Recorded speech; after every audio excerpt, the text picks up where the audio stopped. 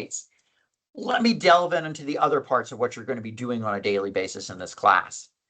And let's go with 1.2 because it's got homework and lecture quiz. So the first thing you're going to do every day you have work in this class is you're going to listen to a lecture. So for 1.2, we're going to come here. We're going to find our lectures, and you're going to click to these lectures, and these lectures are all on YouTube, so they should all work quite well.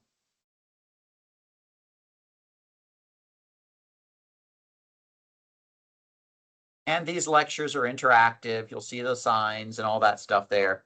Fun, great lectures. The guy who does them is awesome. Can't say enough about him. Of course, I may be a little biased on that front, but you have to listen to these lectures in order to pass the lecture quizzes.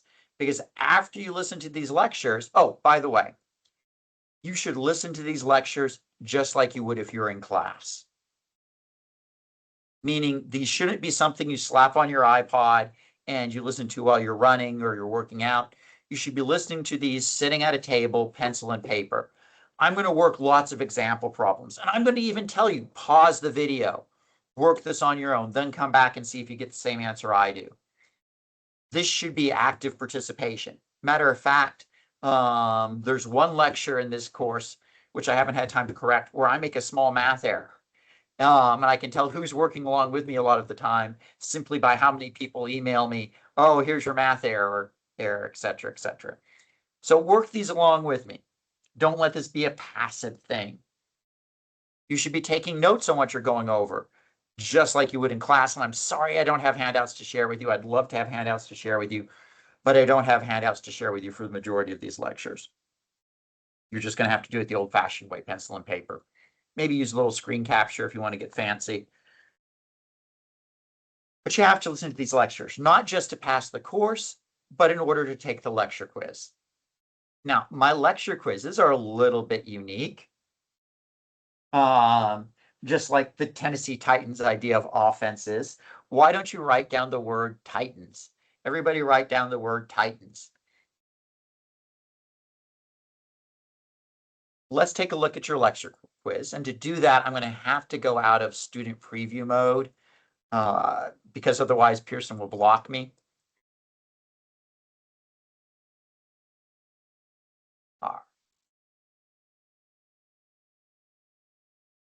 You click the link and it's going to take you to Pearson.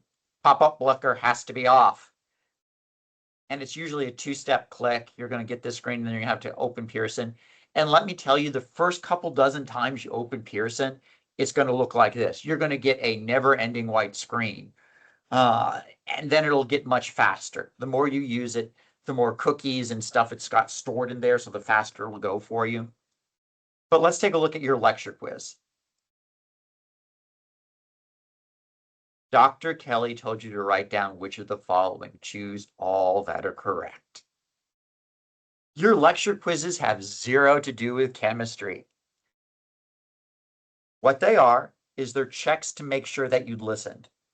Throughout your lecture, I will scatter random words like I just did when I told you to write down Titans. Here, let's try it again.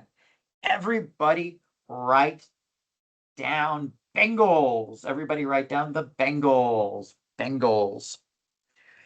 I will tell you to write down certain things. You're responsible for knowing what those things I told you to write down are, and I won't always use the words write down. I may give you some other verbal clue that I want you to remember the word or make note of the word. There is no rule that says I can only have one word per lecture. There's no rule that says I have to do the words last thing in the lecture. You need to know these words. I got this idea from online traffic school. Not that I know anybody who has ever gotten a speeding ticket and had to go to online traffic school. Don't know anybody like that. Not at all. But at any rate, another thing about these lecture quizzes is they're glorified attendance checks, right? Don't panic them. Every semester, I get one or two students who gets obsessed with these lecture quizzes. They will miss a word during a lecture, and you will think that they like failed the most important exam of their life. They'll go conniption fit over it. They'll scream up and down that it's wrong. Guess what, folks? Most of these lectures have gone through several thousand sets of ears, and they are 110% correct. Blackboard appears to be bugging on me. That is not great. Okay. I was trying to download your syllabus for you. Here we go. We'll go here. Start here. Course overview, syllabus. The reason I'm going to your syllabus real quickly is not only is this the syllabus quiz lecture, but I want to show you something. These lecture quizzes, look at this.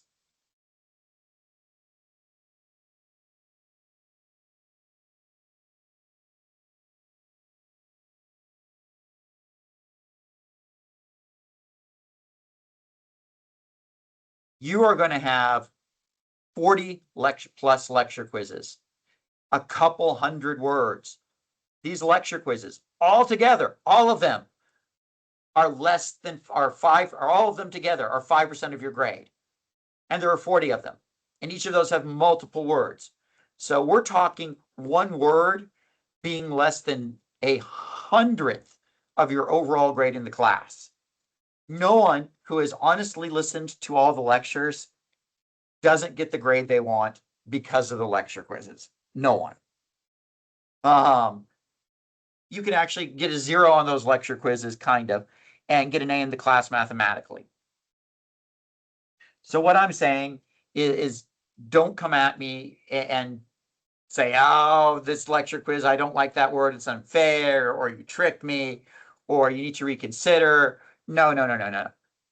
Take what you get on those lecture quizzes and roll with it. They're not the point of the class. Don't let them become a distraction or an obsession. They're just to make sure that you pay attention and that you actually listen to the lectures instead of trying to go straight to the homework.